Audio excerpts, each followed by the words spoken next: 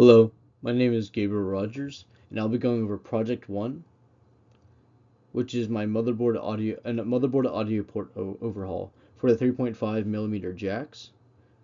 And this was for for ME3210, which is Design and Manufacturing, the fall 2024 semester for the Georgia Tech Institute of Technology.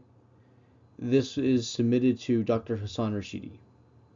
A quick note before we start is that all ideas in this were purely made for scholastic creativity and for a project and are not meant to contest any patents or any other legal things there. It is purely a hypothetical design for impossible improvements in this thing, but not meant to actually replace anything. So what I'll be going over what the problem with the current audio ports, my design solution, improvements and integration of this new solution, disadvantages it can have, the materials and manufacturing methods used to create my solution, my resources used, and then we'll go over the conclusion. So the first problem I have is standardization.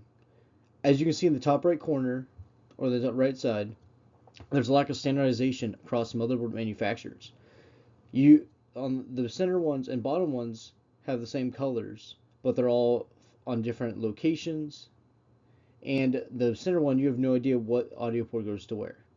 And then the top one, they're all black except for one red cable, and you have zero idea what that could be without looking up a manual. Then the left one, not even that motherboard doesn't even have 6 inputs; it has 5. So how can we tell which audio port goes where? How do you know what you're plugging in? And that leads us to the design solution. So that leads us to keyed motherboard audio inputs.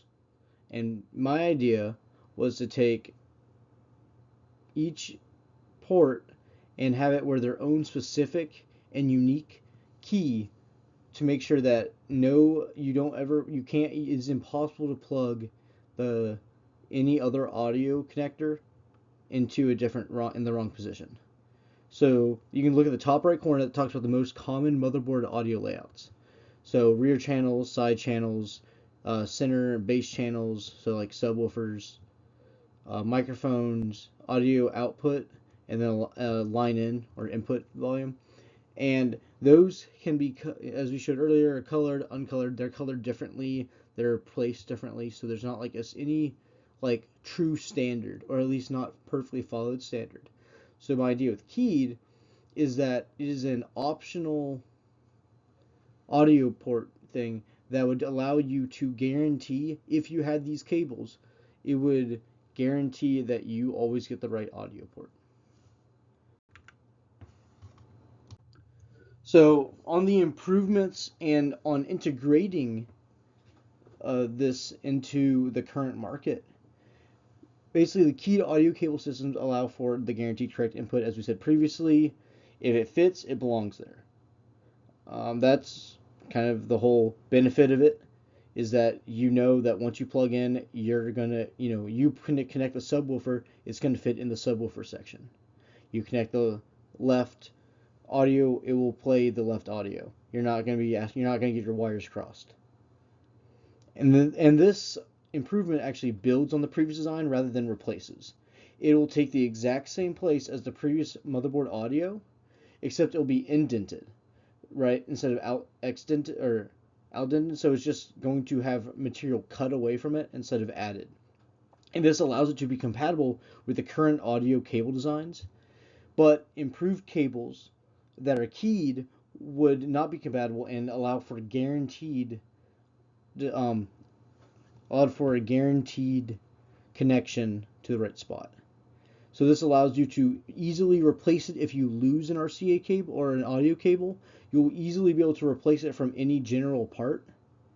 And it can be even if this new design is implemented, you can use older cables and designs to this new system. However, there are some disadvantages to creating a new system. One, some cables made for one type of motherboard input, so say like the left channel, cannot be used for the right channel. So you would have to have all 6 unique cables with it, which could be annoying. And it also has an increased part complexity for manufacturing. So instead of just printing like a circle, which is what they are right now, you'd have to cut them out and key them. And vice versa, you'd have to add keys to the cables. For materials and manufacturing, the materials and manufacturing method would actually stay the same since there's not that much of a change. Since it is an improvement, it'll use the same material. ABS was chosen because of its ease of molding, its durability, and ability to be colored. Then for manufacturing method, it will also follow the same manufacturing as previously with injection molding.